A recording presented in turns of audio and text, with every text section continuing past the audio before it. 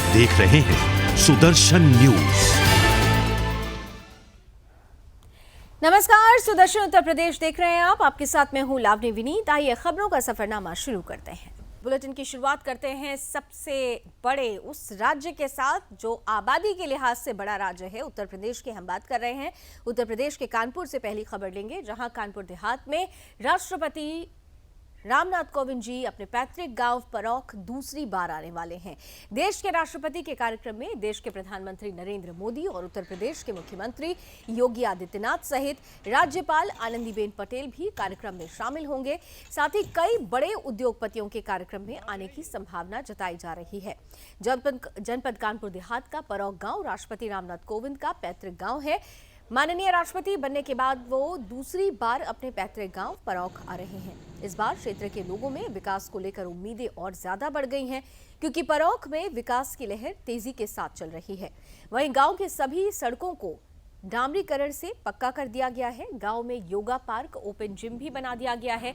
इस कार्यक्रम को देखने और सुनने कई किलोमीटर दूर के लोग भी गांव में पहुंचने लगे हैं। साथ ही स्थानीय लोगों में काफी उत्साह नजर आ रहा है।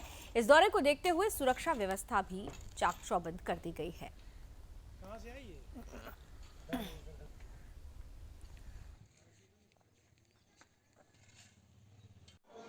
जब ये लाइब्रेरी नहीं थी तो तब हम ज़मीन पे टाट पट्टी बिछाकर बैठा करते थे और जो आने जाने वाले लोग थे हमारा देखकर मजाक बनाते थे। और जब ये लाइब्रेरी शुरू हुई है, यहाँ पे टेबल, कुर्सी, चेयर, अलमारी, ग्लोबल महापुरुषों की तस्वीरें भी आई हैं। और जिन्होंने ये लाइब्रेरी बनवाई है उनको हम दिल से हाथ जोड़ के धन्यवाद देते हैं। जब लाइब्रेरी नहीं थी तो हम लोग धूम में पढ़ते थे, हमको पसीना आता था। मेरे सर पर आते तो उनको भी पसीना आता था। हम लोग टाट पट्टी में बैठते थे। अब लाइब्रेरी बन गई है तो अब हम कुर्सी, मेज, अलमारी, महापुरुषों की किताबें, कंप्यूटर हैं और अब कलर, पेंसिल, पेन बहुत सारे हो गए हैं। जिसने बनवाया उसको हम दिल से धन्यवाद देते हैं। मेरे को इतना खुशी है कि मैं तो यहाँ का रहने वाला नहीं हूँ, मैं तो उधमपुर से आया हूँ केवल इनके नाम पर कि इसकी नीतियाँ अच्छी हैं और सारे सब कुछ अच्छा है, इसलिए मैं यहाँ आया और उनसे मिलने के लिए आया। कैसे मिलूँगा वो तो परमात्मा जाने, लेकिन ऐसे सचेबल आदमी, धर्मात्मा आदमी मेरे लाइफ में 70 साल में मैं किसी पार्टी की अवहेलना नहीं करती हूँ, लेकिन ये पार्टी के पास ना तो वंशवाद है ना जातवाद है, मतलब केवल एक विकासवाद है, समाजवाद है, विकासवाद है और सबका साथ है। विकास, सबका साथ, सबका विकास के लिए ये जीता। और ये बात अब उत्तर प्रदेश की बरेली की कर लेते हैं, जहां फरीदपुर से शासन के निर्देशों पर नगरपालिका प्रशासन ने नगर के मुख्य मार्गों पर फैले अतिक्रमण को लेकर अभियान शुरू किया था। साथ ही तहसील प्रशासन ने व्यापारियों और अतिक्रमण हटाओ टीम के साथ अतिक्रमण को लेकर बैठक की थी। कई दिशा निर्देश उस बैठक के दौरान दिए गए थे। इसे गंभीरता से लेते हुए सभी व्यापारियों ने अपने प्रतिष्ठानों के आगे अतिक्रमण को हटा दिया। वहीं प्रशासन ने अपनी टीम के साथ नगर के मेन बाजार में बीसलपुर तिराहे से लेकर नाले के ऊपर स्लिप डालकर दुकानदारों ने नाले को भी बंद कर दिया था, जिसे जेसीबी मशीन की मदद से बलपूर्वक तोड़वा दिया गया और नाले को अतिक्रमण मुक्त कराया गया।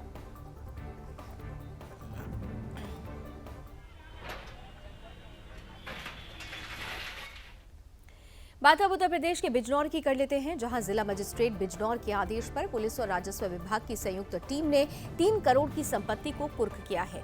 आरोपियों में गैंग लीडर मोहम्मद सरफराज, शादाब फैजान शामिल हैं। आरोपियों ने लोगों को डरा धमकाकर शेरकोट क्षेत्र में 19 स्थानों पर अचल संपत्ति को एकत्र कर रखा था, जिसकी कीमत 2,64,45,900 रुपए है। फिलहाल राजस्व विभाग की टीम ने संपत्ति को कुर्क कर सील कर दिया है। अवैध संपत्ति को उत्तर प्रदेश गिरोहबंद और समाज विरोधी क्रियाकलाप निवारण अधिनियम के तहत कार्रवाई की गई। दरअसल 17 महीनों में अब तक 390 अपराधियों की करीब 7 करोड़ रुपए की संपत्ति को पुलिस प्रशासन कुर्क कर चुका है। अपराध कर इकट्ठा की गई गैंगस्टर की चल अचल संपत्ति को कुर्क किए जाने का सिलसिला आगे भी जारी रहेगा।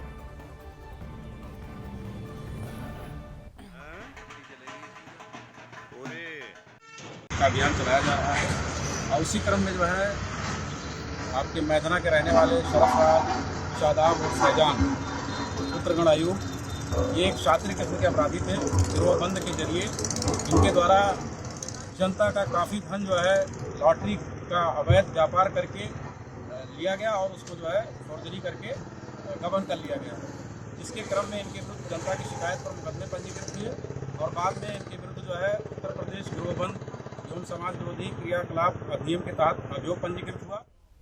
इधर खबर यूपी के बुलंदशहर से है, जहां स्वाट टीम ने एसपी के नेतृत्व में अपहरण की घटना का 12 घंटे के भीतर खुलासा कर लिया है।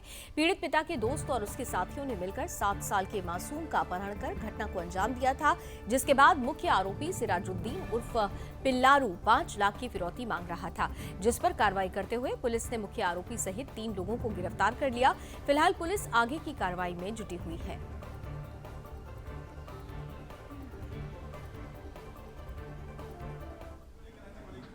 कल दिन में थाना डिबई पे सूचना मिली थी कि एक बच्चा जो कि अपने साथियों के साथ सीएचसी पे खेल रहा था, वहाँ से 2 मोटरसाइकिल सवार उसे उठाकर लेके चले गए थे। इस सूचना पर तत्काल मुकदमा पंजीकृत करते हुए थाना डिबई और एसओजी की टीम को लगाया गया था, जिन्होंने 12 घंटे के भीतर बच्चे को सकुशल बरामद कर लिया है। साथ ही साथ इसमें 4 लोग जो कि इस अपहरण में शामिल थे, उन्हें गिरफ्तार किया गया है। पूछताछ में ये बात प्रकाश में आई कि जो मुख्य इसमें योजनाकर्ता था वह बच्चे के पिताजी के साथ केरला में पिछले 10 वर्षों से काम कर रहा था और इनके बीच पैसों का कुछ विवाद था। इधर खबर यूपी के गाजियाबाद से है, जहां चेकिंग के दौरान पुलिस और बदमाशों के बीच मुठभेड़ हुई। दरअसल चेकिंग के समय पुलिस को अग्रोला गांव की तरफ से एक स्विफ्ट कार जाती हुई दिखाई दी। पुलिस ने कार को रुकने के लिए इशारा किया तो बदमाश कार को और तेजी से भगाने लगे। इसके बाद पुलिस ने इस गाड़ी का पीछा करना शुरू किया। तभी बदमाश भोला ने पुलिस पर फायरिंग शुरू कर दी और इस बीच दोनों के बीच मुठभेड़ हुई। 2 बदमाश मौके से भागने में कामयाब रहे, जबकि एक बदमाश के पैर में गोली लगने से पुलिस ने उसे गिरफ्तार कर लिया, जिसका इलाज फिलहाल अस्पताल में चल रहा है और फरार आरोपियों की तलाश पुलिस कर रही है।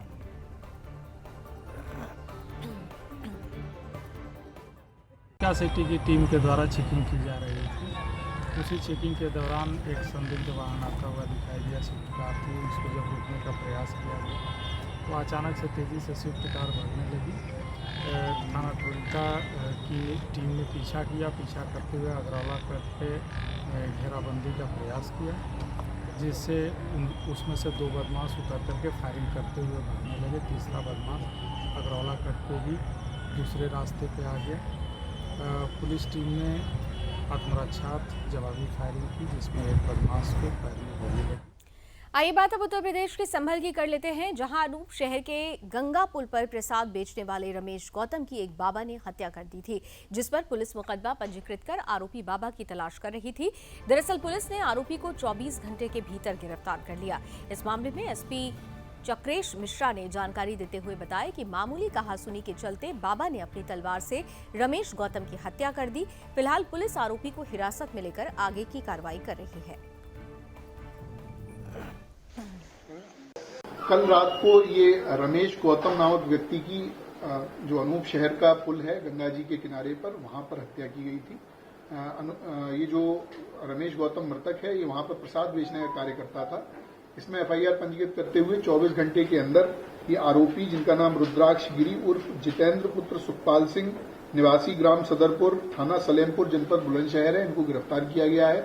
मौके पर जांच में यह पता चला कि मृतक अपने कुछ लोगों दोस्तों के साथ बैठकर वहां पर शराब का सेवन कर रहा था, जिसके बाद ये जो महात्मा है इनके द्वारा उसको मना किया गया। मना करने पर उसके द्वारा गाली दी गई और उसके ही आवेश में आकर इन्होंने अपनी तलवार से उसको भोंक दी, जिससे कि उसकी मृत्यु हो गई। इधर खबर यूपी के सीतापुर से है, जहां खैराबाद में कुछ लोगों ने मिलकर गौरव दीक्षित नामक युवक को मौत के घाट उतार दिया, लेकिन स्थानीय पुलिस प्रशासन के द्वारा अभी तक अपराधियों के खिलाफ कोई कार्रवाई नहीं की गई। इसे लेकर पीड़ित परिजनों ने न्याय की गुहार लगाते हुए पुलिस अधीक्षक कार्यालय में ज्ञापन दिया। मृतक के पिता का कहना है कि उनके बेटे को उसके ससुराल वालों ने ही मारा है और अब वो पुलिस से लगातार न्याय की मांग कर रहे हैं, जिस पर पुलिस ने आश्वासन देते हुए कहा कि आरोपियों के खिलाफ जल्द से जल्द कार्रवाई की जाएगी। ससुर ने मारा है, ससुर और पितुता सार और दुल्हन ने। क्यों मारा है? अभी आपस में कोई मैटर था, वो हम नहीं जान सकते हैं। हम बाग में रहते हैं। ये कल का है। खैराबाद थाने गए थे तो कहीं पीएफ आ जाएगा, तब उसके नाम से इधर खबर यूपी के कुशीनगर से, जहां एसपी धवल जायसवाल के निर्देशन में अपराधियों की धरपकड़ के लिए लगातार अभियान चलाए जा रहे हैं।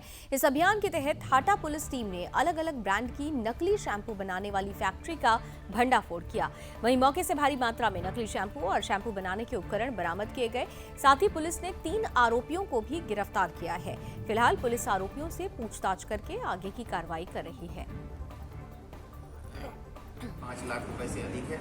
ये दुकानदारों को पहले एक जनपद कुशीनगर क्षेत्र के अंतर्गत थाना कोतवाली हाटा और सर्विलांस सेल की टीम ने एक सराहनीय कार्य करते हुए अवैध रूप से नकली शैम्पू बनाने वाली फैक्ट्री का भंडाफोड़ किया है। इस क्रम में 3 अपराधियों को पुलिस द्वारा गिरफ्तार किया गया है। इनके पास से करीब 2500 से अधिक नकली शैम्पू की बोतलें मिली हैं और जिसकी अनुमानित कीमत लगभग 5 लाख रुपए से अधिक है। ये दुकानदारों को पहले एक ओरिजिनल शैम्पू का सैंपल दिया करते थे और जब इनकी माल की बुकिंग हो जाया करती थी तब ये इनको डिलीवरी में नकली शैम्पू की बोतलें सप्लाई किया करते थे और इनके पास से शैम्पू बनाने का जो सामान है, जो ड्रम है और जो मशीनें हैं वो भी बरामद की गई। इसमें सभी बच्चों की जो भी इनके बैकवर्ड और इनवर्ड लिंकेज है उसकी जाँच पुलिस द्वारा की जा रही है। अग्रिम विधि कार्रवाई। यूपी के मोदीनगर की भी बात कर लेते हैं, जहां बैंक कॉलोनी निवासी ब्रिजपाल सिंह को सारा गांव में जमीन लेना भारी पड़ गया। दरअसल आपको बताते चलें कि पीड़ित के साथ यहां पर ब्रिजपाल सिंह जो पीड़ित हैं, उन्होंने गांव सारा में प्रमोद त्यागी से 2016 में जमीन खरीदी थी और इसके बाद अब वो पीड़ित को जमीन देने के लिए तैयार नहीं है। साथ ही जमीन पर कब्जा कर पीड़ित को जान से मारने की धमकी भी दी जा रही है। तब इसकी शिकायत पीड़ित ने पुलिस प्रशासन से की और वो भी हाथ पर हाथ धरे बैठे हैं। अब देखना ये होगा कि प्रशासन आगे आकर इस मामले में क्या कार्रवाई करता है। मेरी समस्या ये है कि मैंने गांव सारा पड़ता है यहाँ पे गोविंदपुरी से आगे, वहाँ पे खेती की ज़मीन ली थी। प्रमोद त्यागी हैं वहाँ के, उनसे ली थी। मैंने लेने के बाद में 2016 में ली थी, कोई बात नहीं। 1 साल बाद वो कहने लगे वो बटाई पे हमें दे दो 1 साल के लिए। मैंने उन्हें जो वो बटाई पे दे दी। बटाई पे देने के बाद में फिर जब मैंने कहा भाई, ना तो उन्होंने फिर पैसे दिए हमें, पैसे ना देने पे उसके बाद में जब हमने उनसे कहा भाई हम ठीक है हम अपने आप करेंगे, तो वो उनकी माँ, उनकी पत्नी, उनकी बेटी, उनका बेटा, वो सारे के सारे माने कि भाई हम यहाँ पे खेत तो तुम नहीं करने देंगे, ये तो हम ही करेंगे और तुमने हमें पैसे भी नहीं दिए पूरे, ये नहीं करा वो नहीं करा। अब जो भी वहाँ आदमी जाता है हमारा गया खेती के लिए करने के लिए, काम करने के लिए मजदूर, उन्हें भगा दिया मारपीट के। वहीं उत्तर प्रदेश के मुजफ्फरनगर की बात की जाए तो ऑपरेशन क्लीन के तहत 24 घंटों के भीतर थाना क्षेत्रों में 3 मुठभेड़ हुई है। तभी सूचना मिलते ही पुलिस बल, पीआरवी और चौकी प्रभारी मौके पर पहुंच गए। मुठभेड़ के दौरान गोली लगने से 3 बदमाश घायल हुए हैं, 2 गिरफ्तार किए गए हैं। पकड़ा गया घायल बदमाश फरमान टॉप 10 बदमाशों में से एक है, जिस पर 2 दर्जन से अधिक मुकदमे दर्ज हैं। घायल बदमाश फरमान के पास से पुलिस ने एक मोटरसाइकिल, देसी तमंचा, जिंदा कारतूस और खोखे भी बरामद किए। शातिर बदमाश को दबोचने पर सीओ कुलदीप सिंह ने कोतवाल आनंद देव मिश्र और उनकी पूरी टीम को सराहा। फिलहाल पुलिस आगे की कार्रवाई कर रही है।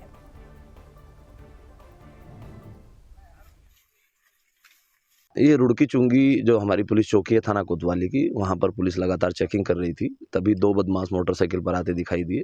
पुलिस ने जैसे ही रोकने का उनको इशारा किया तो नहीं रुके। पुलिस ने पीछा किया, अपने आप को घिरता हुआ देखकर उन बदमाशों ने तुरंत पुलिस के ऊपर फायर कर दिया, जिससे पुलिस ने जो जवाबी फायरिंग की उसमें एक बदमाश को गोली लगी पैर में, जिसका नाम फरमान है, जो दक्षिणी खालापार का रहने वाला है। और अभी जानकारी में आया कि उसके ऊपर तकरीबन 22-23 मुकदमे हैं। पूर्व में भी शातिर किस्म का बदमाश है, पहले भी कई बार जेल जा चुका है। और इसका जो दूसरा साथी था वो यहाँ पे चूंकि चारों तरफ खेत हैं तो वहाँ से मौके का फ़ायदा उठा के फरार हो गया है। और इसके पास से एक बिना नंबर की बाइक, एक अवैध तमंचा और कुछ जिंदा कारतूस और खोखा कारतूस वो बरामद। और चलिए इसी के साथ सुदर्शन उत्तर प्रदेश में अभी बस इतना ही, लेकिन देश और दुनिया की तमाम खबरों के लिए आप जुड़े रहिए सुदर्शन न्यूज के साथ। जय हिंद।